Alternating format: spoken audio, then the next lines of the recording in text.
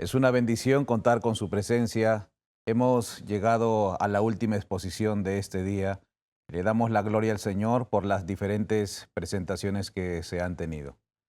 Vamos a iniciar este último estudio abriendo nuestras Biblias en el libro de Salmos, en el capítulo 8, y vamos a dar lectura al versículo 3 y al versículo 4. Salmos capítulo 8, versículo 3 y 4. Dice el salmista: Cuando veo tus cielos, obra de tus dedos, la luna y las estrellas que tú formaste, digo, ¿qué es el hombre para que tengas de él memoria, y el hijo del hombre para que lo visites? Al escribir este salmo, David se inspiró en la contemplación de un cielo nocturno. Brillaba las estrellas, pudo contemplar la luz de la luna, vio la majestad del cielo. Y David se admira de tan majestuoso espectáculo, alcanza a ver un chispazo de la gloria, del poder, de la grandeza de un Dios creador, y con gran sentimiento y actitud profunda de reverencia hacia Dios, él pregunta: ¿qué es el hombre? Pero no está preguntando qué es el hombre como una pregunta filosófica, algo abstracta, sino que él está preguntando qué es el hombre en el sentido de cuán débil es el hombre. La palabra hebrea que se usa en este texto para hombre es enosh, y enosh significa un hombre débil y frágil. Porque cuando una persona contempla la inmensidad, el misterio, la gloria de Dios en esos cielos nocturnos y reflexiona en lo infinito del espacio, en los innumerables cuerpos celestes, debe sentirse como un puntito tan pequeño en el universo. Durante la Edad Media, época que es mencionada en la inspiración como la sierva del Señor lo dice en estas palabras: el apogeo del papado fue la medianoche de la tierra, porque fue un periodo de mucha oscuridad espiritual, pero no solamente oscuridad espiritual, sino también existía ignorancia y oscuridad en todo aspecto, en el aspecto espiritual, en el aspecto intelectual. No existió avances de las ciencias, la tradición, la superchería y el engaño era lo que reinaba. La tradición humana era respetada. Y esto hizo que la humanidad en esta época de la historia se degradara cada vez más en el pecado. El germen del pecado que nosotros conocemos, que es el egoísmo, reinaba en todos los lados, desde el más pobre hasta el hombre más encumbrado. Y bajo esa ceguedad intelectual y espiritual, se empezó a fortalecer una idea antigua que habían dado a conocer algunos pensadores griegos. Y se empezó a creer que la Tierra era el centro del universo, que todo el universo se movía alrededor de la Tierra. Esta teoría se llama la teoría geocentrista. De tal modo que el líder máximo de la iglesia papal, de la iglesia popular, creía que era el Dios en la tierra y que su autoridad estaba sobre el cielo, sobre la tierra y sobre el mar.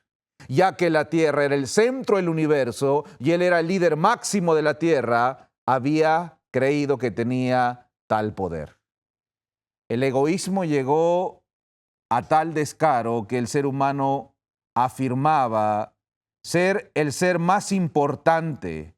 Interpretaban que los astros y todo se movía en derredor de ellos. Opinaban de acuerdo a lo que veían frente a sus ojos.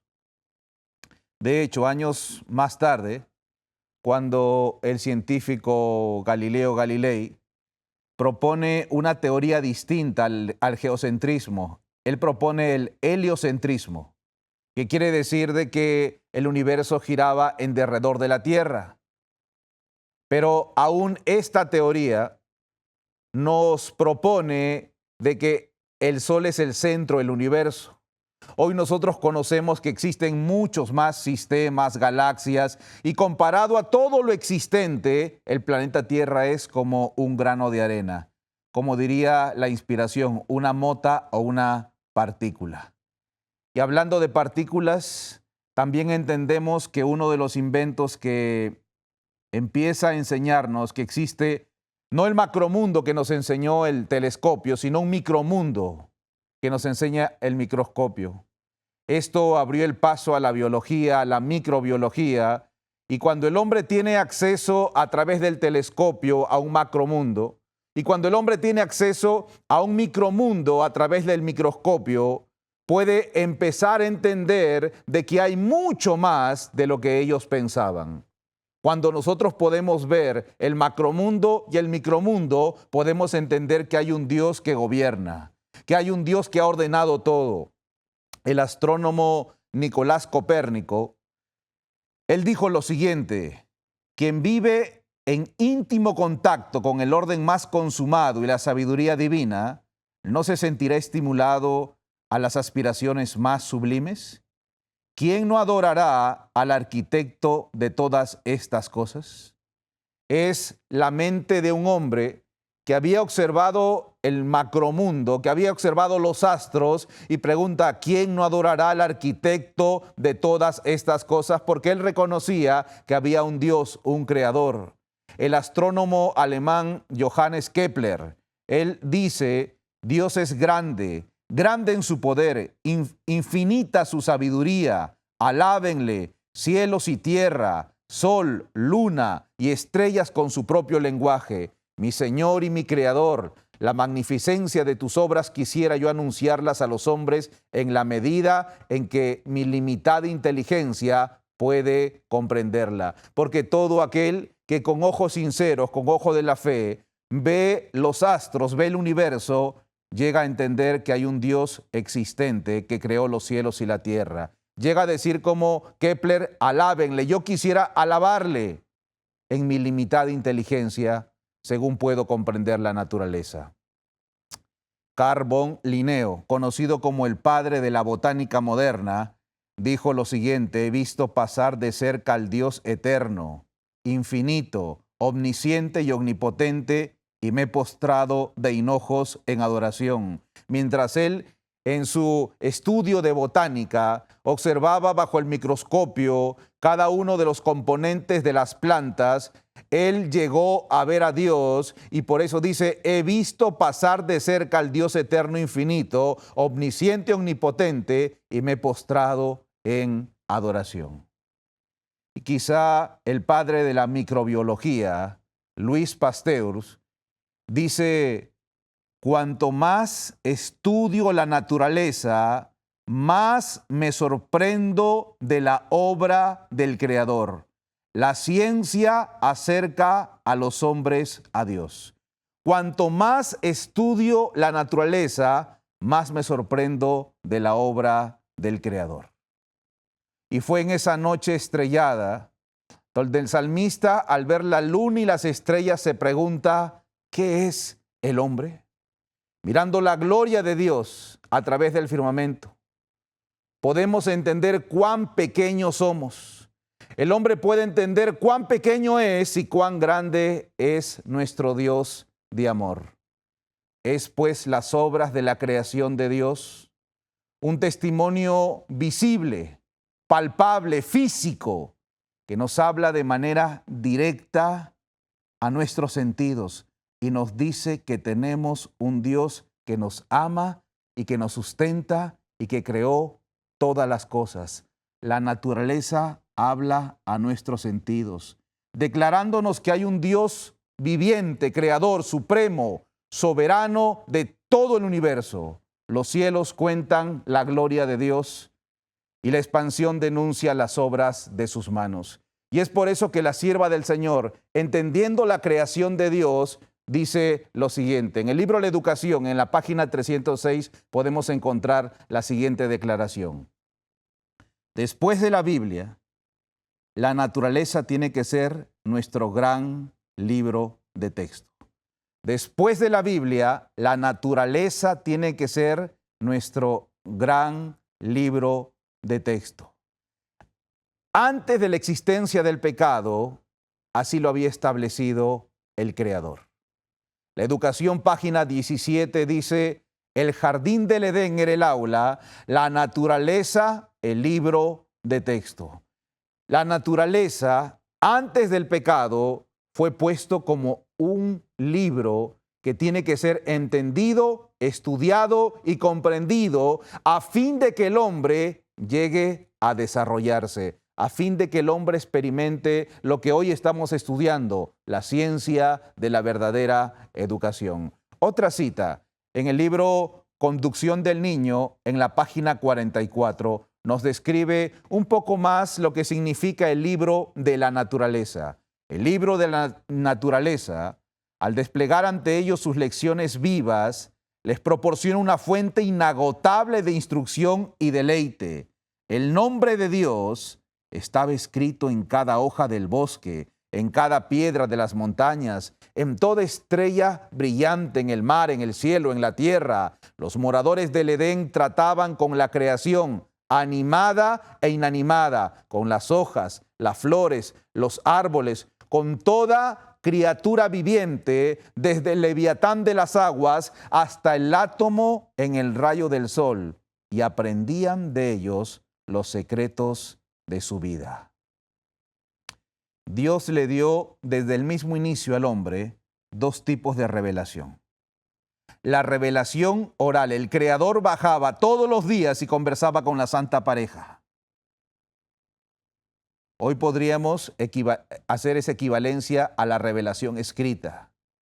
Pero otra de las formas como Dios se comunicaba con la santa pareja era la revelación a través de las obras de su creación. A través de lo que Él había creado, a través de lo que Él había hecho. En el libro Consejos para los Maestros, en la página 143, dice: para Adán y Eva, en su hogar del Edén, la naturaleza estaba llena del conocimiento de Dios. La sabiduría hablaba al ojo y era recibida en el corazón, porque ellos comulgaban con Dios en sus obras creadas. Y la sierva del Señor utiliza una palabra, comulgaban, de latín comunicare, que quiere decir comunicarse.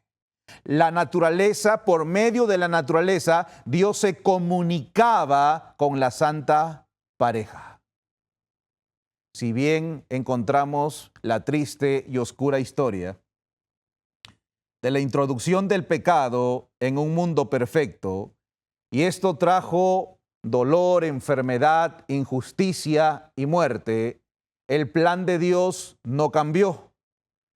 La sierva del Señor, en una declaración que hace en el libro La Educación, en la página 32, leemos lo siguiente: aunque en condiciones distintas, la verdadera educación sigue siendo, de acuerdo con el plan del Creador, el plan de la escuela del Edén. Los grandes principios de la educación son inmutables, están afirmados eternamente y para siempre.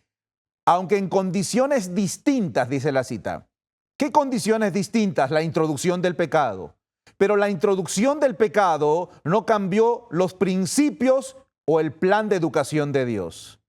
La naturaleza, que era el libro de texto, la forma de comunicación que tenía Dios, o una de las formas, después del pecado, siguió siendo el gran libro de texto. A pesar del pecado, de la degradación del hombre, el plan de Dios sigue siendo lo mismo. Los principios educativos se mantienen. Libro La Educación, página 31. La educación que tenía por centro la familia fue la que prevaleció en los días de los patriarcas. Dios proveyó para las escuelas así establecidas las condiciones más favorables para el desarrollo del carácter. Las personas que estaban bajo su dirección seguían el plan de vida que Dios había indicado al principio. Y fíjense las expresiones de Elena G. de White. Las personas que estaban bajo su dirección seguían el plan de vida que Dios había indicado al principio. ¿Y cuál era ese plan de vida? Sigamos leyendo la cita. Los que se separaron de Dios se edificaron ciudades y congregados en ellas se gloriaban del esplendor y el lujo y el vicio. Pero este es el plan de Dios. Pero los hombres que se aferraban a los principios de vida de Dios moraban en los campos y en los cerros. Y aquí podemos entender que aún después del pecado, Dios sigue teniendo un plan. Y ese plan, los que reconocían a Dios como creador, lo respetaban. ¿Y cuál era ese plan? Vivir contemplando las obras de la creación de Dios. Y usted puede ver ahora de que hay una marcada diferencia entre el plan de Dios, el plan educativo de Dios y el plan que no lo es. Oh, hermanos, no lo estoy diciendo yo. La Escritura dice de que hay dos planes, el plan correcto, el plan de Dios y el plan del hombre que quiere seguir su voluntad. Los que seguían el plan de Dios vivían en el campo y en las montañas. Pero los que se rebelaron del plan de Dios fueron y construyeron ciudades. Porque el hombre en su rebelión se aleja de las obras de la creación. Deja de apreciar la belleza del libro de la naturaleza. Y usted puede ver en la historia que cada vez que los hombres se apartan de Dios, se rebelan y terminan despreciando el plan divino que Dios tiene para ellos. Desprecian el vivir en esa comunión con Dios por medio de sus obras de la creación. Es por eso que más tarde, cuando Dios saca a Israel de Egipto, tiene el propósito de volverlos al plan original, el plan que él había tenido al principio. Tenía como propósito de que Israel, después de estar tanto tiempo en Egipto, vuelva a comulgar con Dios por medio de las obras de su creación. Y dice la inspiración, Patriarcas y Profetas, página 642. Patriarcas y Profetas, página 642. El Señor mismo dirigía la educación de Israel. Dios había ordenado a los hebreos que enseñaran a sus hijos lo que Él requería y que les hiciera saber cómo había obrado con sus padres. Este era uno de los deberes especiales de todo padre de familia. El Señor dirigía la educación de Israel, de este pueblo que había estado en Egipto y Dios los había sacado. Dios había ordenado a los hebreos que enseñaran a sus hijos lo que Él requería y que les hiciera saber cómo había obrado con su padre, con sus padres. Este era uno de los deberes especiales de todo padre de familia. La cita dice un poco más, la misma cita. Las grandes obras que él había realizado en la liberación de su pueblo, las promesas de un redentor que había de venir, debían relatarse a menudo en los hogares de Israel, y el uso de figuras y de símbolos grababa las lecciones más indeleblemente en la memoria. Se le educaba para que pudiese discernir a Dios tanto en las escenas de la naturaleza como en las palabras de la revelación.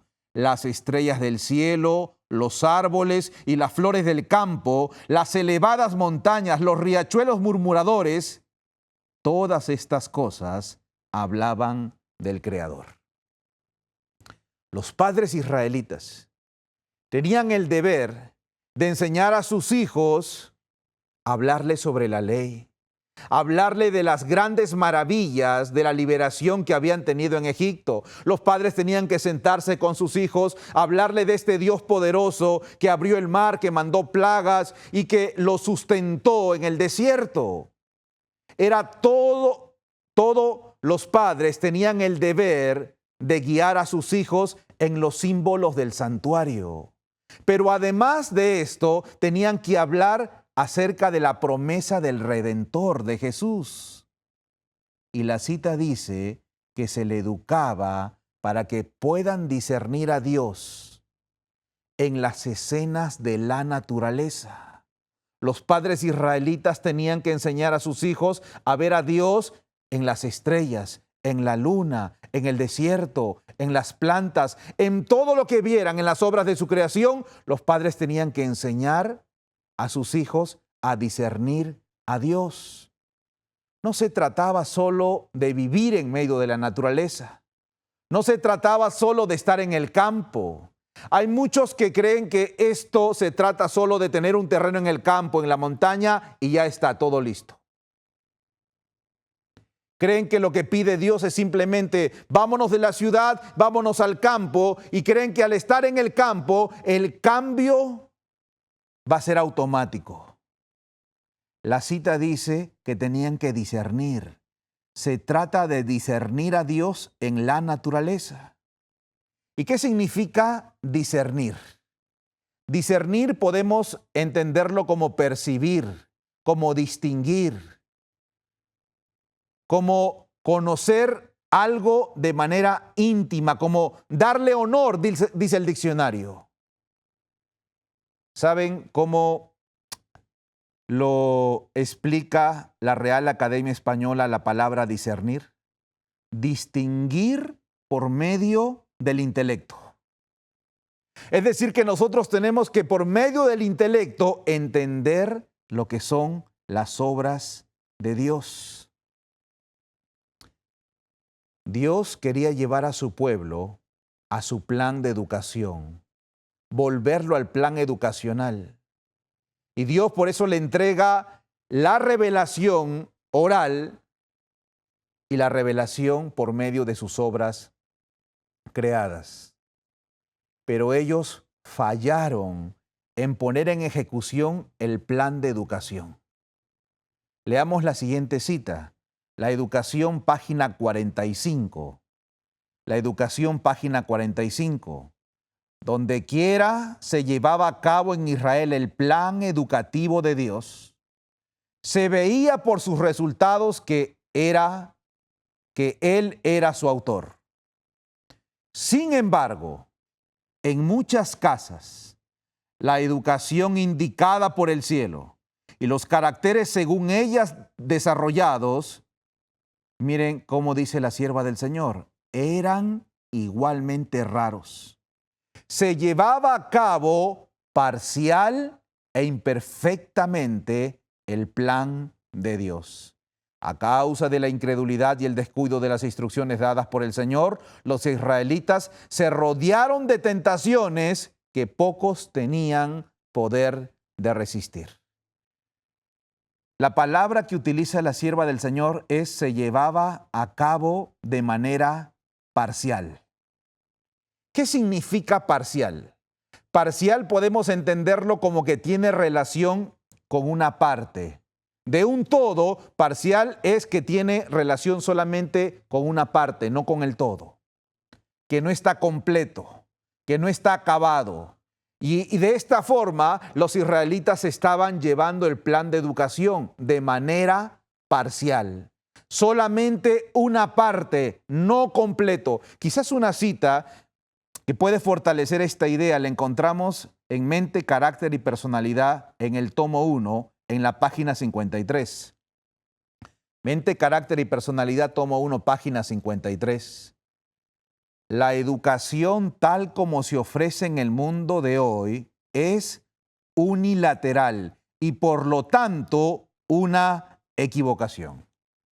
La educación que ofrece el mundo, dice, es unilateral. La educación, ¿y qué es unilateral? Es como parcial, que tiene o presenta un solo lado, un solo aspecto. Se va por un lado, pero se olvida del otro. Unilateral. Parcial, agarra solo una parte, no el todo. Y este fue el problema de Israel, tener una educación parcial o unilateral. Y este es el problema de la educación hoy, que es una educación unilateral. Ahora, Dios entregó 2 libros de texto. Hoy podríamos decir la Biblia y la naturaleza. Y se corre el riesgo de ser unilaterales en estos 2 importantes libros de texto, de ser parciales, porque muchos pensaron que solo mudándose al campo todo iba a cambiar, como si el campo se convirtiera en una varita mágica.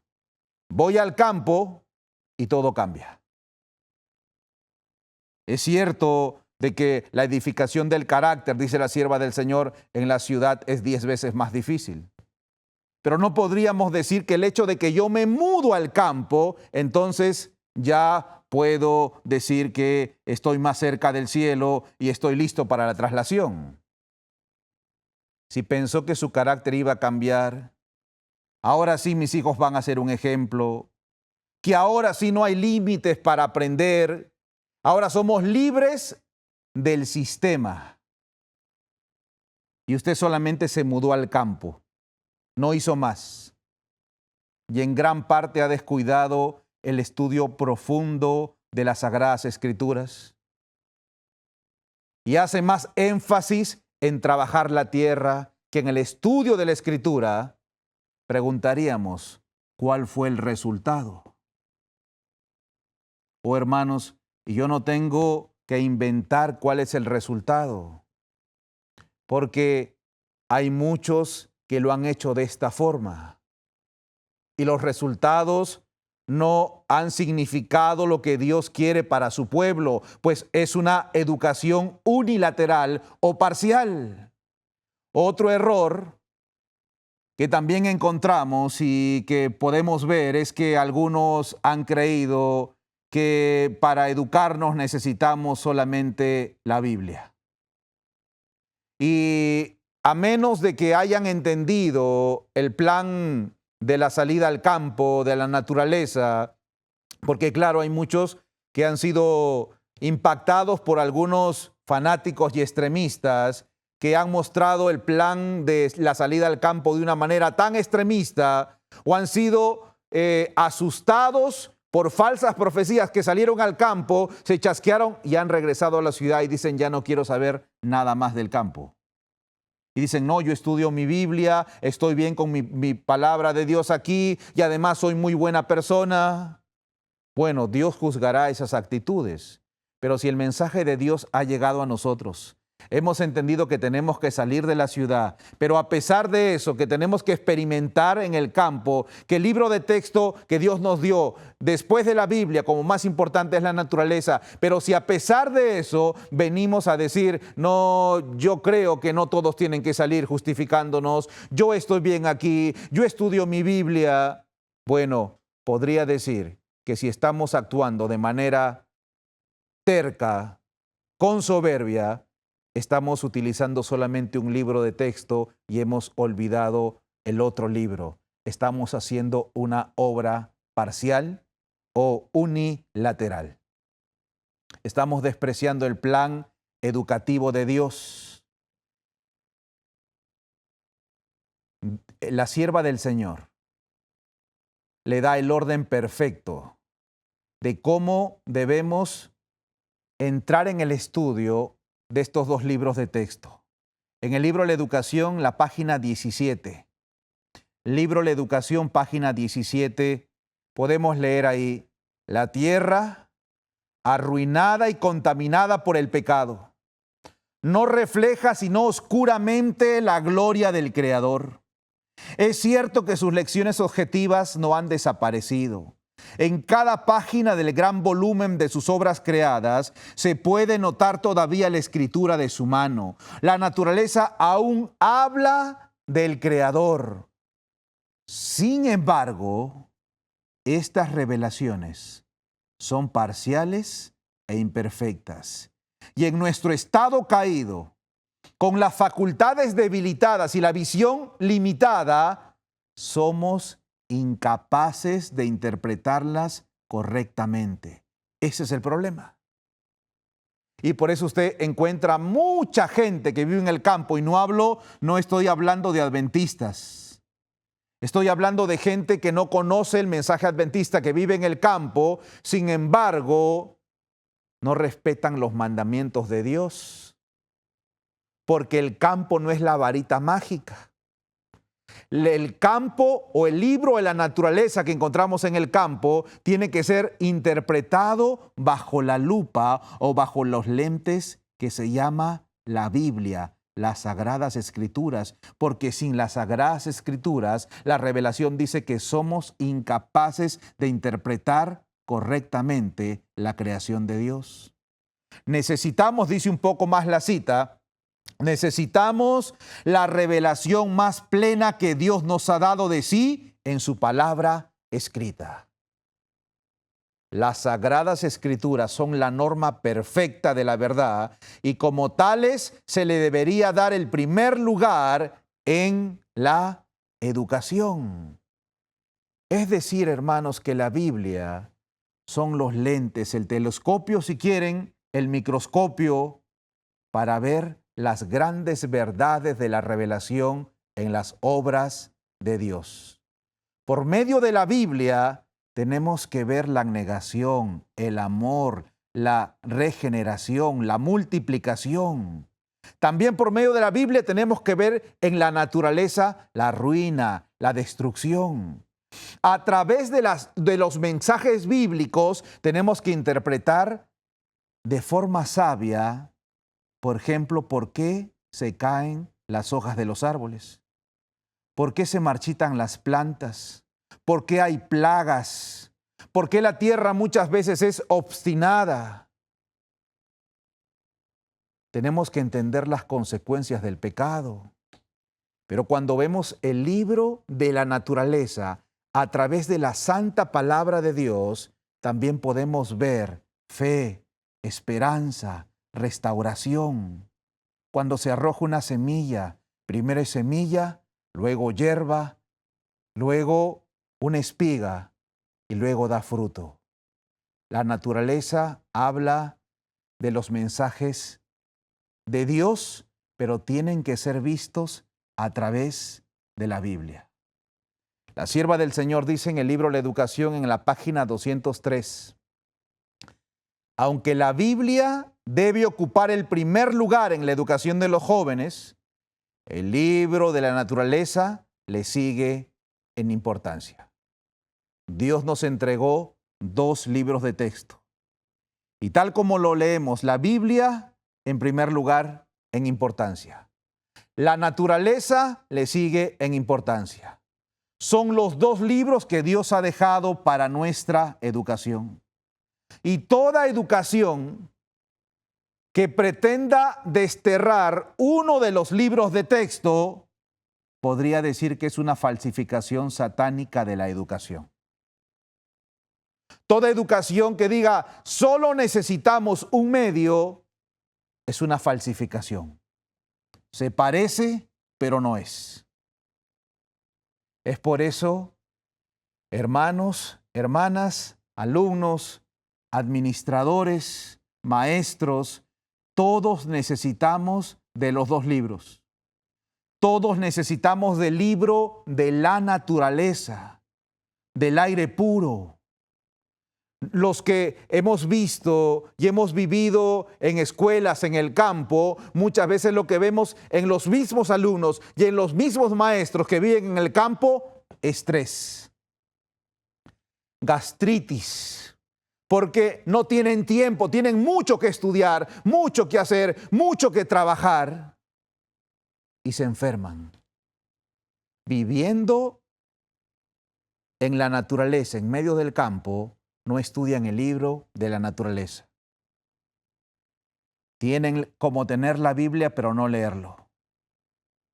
Y creo que así como la experiencia de un cristiano que se levanta en la mañana y solo lee una matutina rápidamente, y ese es lo único que estudia, o que tiene la Biblia en su casa y tiene los libros del Espíritu de Profecía y algunos otros libros más, pero no profundiza, no estudia, no escudriña. Hay una diferencia en la experiencia espiritual de aquel que estudia la Biblia, que la lee, que la escudriña. Hay una experiencia distinta. De la misma manera, hay una experiencia muy distinta en aquellos que viven solo en el campo y aquellos que viven en el campo, pero estudian y experimentan y adquieren conocimiento del libro de la naturaleza. Dios dispuso que Adán y Eva, Dios dispuso que Israel estudien el libro de la naturaleza, que saquen lecciones importantes. La sierva del Señor, hablando de la experiencia de Jesús cuando vino a esta tierra, ella dice, adquiría conocimiento científico de la naturaleza. Jesús estudiaba la vida de las plantas, de los animales y de los hombres. Antropología, zoología, botánica. Hallaba recursos en la naturaleza al estudiar la vida de las plantas y de los animales y concebía nuevas ideas. La naturaleza no basta con estar ahí, hay que estudiarla. ¿Y cómo llegamos a esa experiencia? En el libro Estudios Escogidos de los Testimonios por C. Taylor, en la página 115, podemos entender el método que Dios usa para poder entender el libro de la naturaleza. Solamente, y utiliza la palabra solamente que es condicional, solamente aquel que reconoce en la naturaleza las obras del Padre, aquel que en la hermosura y la riqueza de la tierra puede leer su voluntad, aquel aprenderá de las cosas de la naturaleza sus lecciones más profundas y recibirá su misterio más sublime. Solo puede apreciar plenamente el significado de la colina y del valle, del río y del mar, quienes lo contemplen como expresión del pensamiento de Dios, como una revelación del Creador. Solamente aquel que mira las obras de la creación y lo mira como la expresión del pensamiento de Dios puede entender el libro de la naturaleza. Hay galerías de arte donde hay cuadros de diferentes artistas y usted puede ver que mucha gente asiste y se queda mirando los cuadros. Especialmente hay cuadros en algunas galerías abstractos, que manchas o colores, y la gente se para delante del cuadro y se pone a mirar. Tratan de entender cuál era el pensamiento, el sentimiento, la emoción del artista. Tratan de entender qué estaba pensando en ese momento, qué quiso plasmar en el cuadro. Pues de esa manera se tiene que estudiar el libro de la naturaleza. Hay un famoso cuadro, la Mona Lisa, la Gioconda, de Leonardo da Vinci. Algunos lo ven y tratan de interpretar si está feliz o está triste. Tratan de entenderlo. Pues de esa manera, cuando uno mira el árbol, la roca, la hoja, la flor, el riachuelo, los pájaros, las gotas de lluvia, todo animal, antes de ser creado, antes de darle forma, antes de darle color, existió primero en la mente de Dios. Y quien trata de entender las obras de la creación, el color, la forma y la textura de toda la creación, está tratando de meterse en la mente de Dios. Y en esa práctica, en esa unión, adquirimos sabiduría infinita de parte de Dios. En esa experiencia podemos obtener raudales inagotables de conocimiento. Y de esta forma se puede alcanzar el desarrollo.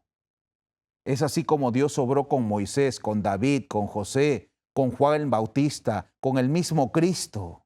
Vieron la gloria de Dios al haber estado delante de Dios en medio de su majestuosa creación. Aprendieron a no temer a nada y a nadie que no sea Dios. La naturaleza tiene que ser vista a través de la Escritura y con corazones abiertos. No se trata solo de estar en un lugar, se trata de tener una experiencia. Todos los años en el mundo hay un evento que tiene que ver con gastronomía. Un evento en Latinoamérica que se llama Los 50 Mejores de Latinoamérica. Así se llama. Escogen los chefs más representativos y los mejores restaurantes de Latinoamérica. Y hay un restaurante que se llama Central. Este restaurante queda en la ciudad de Lima, en el distrito de Barranco. El dueño se llama Virgilio Martínez. Es el restaurante de este año, el 2022, el número 1. Ocupa el primer lugar en toda Latinoamérica como el restaurante más prestigioso. Este mismo concurso lo hacen a nivel mundial. Se llama Los 50 Mejores del Mundo. ¿Cuál creen que es el mejor restaurante del mundo? No, no es el Central, es un restaurante de Dinamarca que se llama Geranium. El segundo mejor del mundo es el Central. En este restaurante, comer en este restaurante cuesta entre $230 a $430 por persona. Para que puedas comer en este restaurante, tienes que reservar 3 meses antes. Está totalmente lleno, copado. Y uno se pregunta por qué un restaurante donde se cobra tanto está tan lleno. Usted puede entrar a su website y usted va a encontrar que ellos no tienen carta de menú. Ellos venden experiencias. Ellos ponen primera experiencia, Mundo Mater, y te dan 14 platos pequeños de diferentes productos, y ellos dicen lo que vas a pasar aquí es una experiencia. Y menciono todo esto porque lo que Dios quiere darnos en la naturaleza es una experiencia. El estar en contacto con la creación de Dios. ¿Saben? Cuando tú vas al libro de la naturaleza puedes experimentar con Dios, conocerlo. ¿Has vivido esta experiencia? ¿O simplemente estás en el campo, estás en la naturaleza, pero no encuentras esa experiencia, ese gozo de estar en el campo? Quizá el problema sea este. Tiene que haber una entrega del corazón. Miren esta cita, la Educación Cristiana, página 206. Cuando el hombre está reconciliado con Dios, ¿cuándo?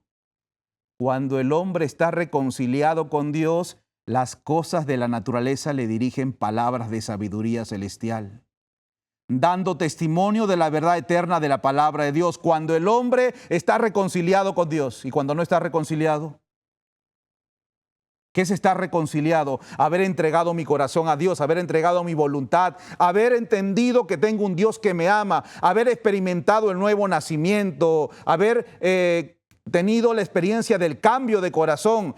Eso es estar reconciliado con Dios. Y cuando yo estoy reconciliado con Dios y me voy al campo, ya no veré privaciones, veré oportunidades. Cuando yo estoy reconciliado con Dios, no veré cosas inanimadas, sino veré vida, amor y paz. No veré un trabajo que cansa, veré un ejercicio que desarrolla mis facultades físicas. Cuando estoy reconciliado con Dios, el campo no será un castigo, sino que será un privilegio. No habrá quejas, sino habrá gratitud. En cada hoja, en cada piedrita podrás leer que Dios te ama. Cuando veo el firmamento, dice el salmista, obra de tus manos, me pregunto, ¿qué es el hombre? Cuando estoy reconciliado con Dios y estoy en el libro de la naturaleza, puedo entender la pequeñez de mi vida y puedo entender la grandeza de Dios. Y puedo ver en la creación de Dios que Él me ama. Y puedo ahora darle palabras de agradecimiento. Las palabras de gratitud saldrán de manera constante. Gracias, Dios, porque me tienes aquí. Podré comulgar con Dios. Si no te has reconciliado con Dios y estás en el campo, verás un mundo inanimado. Estarás allí por otros motivos. Una última cita. Patriarcas y Profetas, página 31. Los hombres en su orgullo se deleitan en tener magníficos y costosos edificios y se enorgullecen de las obras de sus propias manos. Pero Dios puso a Adán en un huerto. Esa fue su morada. Los azulados cielos le servían de techo. La tierra con sus delicadas flores y su alfombra de animado verdor era su piso. Las ramas frondosas de los hermosos árboles le servían de cortina. Sus paredes estaban engalanadas con los adornos más esplendorosos que eran la obra de la mano del artista. En el medio en que vivía la santa pareja había una lección para todos los tiempos, a saber que la verdadera felicidad se encuentra no en dar rienda suelta al orgullo, al lujo, sino en la comunión con Dios por medio de sus obras creadas. Si los hombres pusiesen menos atención en lo superficial y cultivasen más sencillez, cumplirían con mayor plenitud los designios que tuvo Dios al crearlos. El libro de texto que el Señor nos ha entregado y nos habla de Dios. Quiero terminar hablando de la experiencia de un hombre, George Washington Carver. George Washington Carver es reconocido como botánico, micólogo, educador, un fecundo inventor, un exitoso investigador, uno de los científicos agrícolas más sobresalientes de todos los tiempos. Él se convirtió en el pionero de la química agrícola. Dicen que el alcance de sus aportaciones y sus descubrimientos en el campo son impresionantes y es improbable que sea superado por alguna persona. Nombrado por la revista Time el Leonardo da Vinci negro, en referencia al artista italiano. El príncipe de Gales y la corona de Suecia fueron a visitarlos. Hasta el gobierno ruso le pidió asesoría para mejorar la agricultura de su país. Fue elegido como miembro extranjero de la Real Sociedad de Londres, siendo un hombre de color. Henry Ford lo visitaba y lo consultaba y lo llamó el último gran científico. Gandhi le pidió ayuda para hacer una dieta para terminar con el hambre en la India. Sus aportaciones lo llevaron a adquirir gran renombre y adquirir reconocimiento histórico. Afrodescendiente, de familia de esclavos, huérfano. Tuvo que trabajar duro para recibir una educación. Y en medio del prejuicio y del racismo él se educó. Tenía un hábito, ir al bosque de madrugada a las 3 de la mañana y conversar con Dios. Él observó que había un problema en los agricultores. Estaban estancados pensando que sus tierras se habían gastado y eran inútiles. Pero él se dio cuenta que el problema se debía a que realizaban el mismo cultivo de algodón todo el tiempo. Y el algodón lo que estaba haciendo es acabar con las reservas de nitrógeno en la tierra, de forma que muchos cultivos ya no se daban debidamente. Carver hizo un estudio de algunas plantas y se dio cuenta que el cacahuate, el maní, al ser sembrado, devolvía grandes cantidades de nitrógeno a la tierra. Por lo cual él comenzó a impulsar a los agricultores que siembren, que cultiven cacahuate, que siembren maní. Al principio nadie le hizo caso, no lo escuchaban, no, vamos a seguir sembrando algodón. Pero cuando una plaga del gorgojo del algodón amenazó las plantaciones de algodón, los agricultores rápidamente cambiaron de opinión, finalmente comenzaron a sembrar maní. Al poco tiempo habían grandes cantidades de cosechas de maní. Había mucho producto disponible, sin embargo, parecía que a nadie le importaba comprar maní. Se empezaron a quejar. Tu consejo fue malo. ¿Qué hizo Carver? Dice, él escribió lo siguiente: me retiré a mi laboratorio. Solo ahí podría evitar las caras de mis alumnos y amigos. Solo ahí podría estar solo. Pero de alguna manera no estaba solo. Incluso en el silencio y en la quietud sentí otra presencia. Cayendo de rodillas, rogué por el perdón y la comprensión de mi Salvador y Creador. Y mientras oraba, fui llevado por mis pies entre los bosques y los campos cercanos. El sol tocó mi piel, sus suaves brisas refrescaban mi cuerpo. Saben, este hombre Carver, George Washington Carver, tenía la costumbre de seguir el consejo bíblico de Job 12, 7 y 9, donde Dios Le dice, pregunta a las bestias y ellas te enseñarán. A las aves del cielo y ellas te mostrarán. Habla a la tierra y ella te enseñará. A los peces del mar te lo declarará también. Así que él le habla a la naturaleza y empieza a hablar con Dios y le dice, oh Señor creador, le pregunté suavemente, ¿para qué creaste el universo? Un viento agitó los árboles un poco y le dijo, tu pequeña mente pide demasiado. Él dijo, pregunta por algo que sea más de tu tamaño. Desconcertado, Carver dijo, querido Señor creador, dime, ¿para qué fue hecho el hombre? Una vez más, él me habló, dice, y me dijo, todavía estás pidiendo, preguntando sobre algo que es más de lo que puedes manejar. Ahora le dijo, pregunta e intenta una vez más. Entonces caí de rodillas y le hice la última pregunta. Le dije, Señor creador, ¿por qué creaste el cacahuate, el maní? Mucho mejor, le dijo Dios. Y me dio un puñado de cacahuate y fue conmigo a mi laboratorio. Hermanos, el tiempo ha avanzado.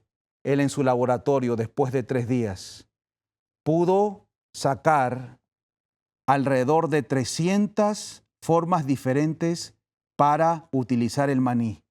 Y desarrolló 100 productos a base del cacahuate: sopa, harina, bálsamo, aceite, leche, café, pan, requesón, sustituto de la carne, condimentos, pastel, dulce, galletas, helados, bebidas, vinagre, jabón sintético, champú, laxantes, lociones, cremas para bebé, pintura, 30 diferentes colorantes, hasta 100 productos.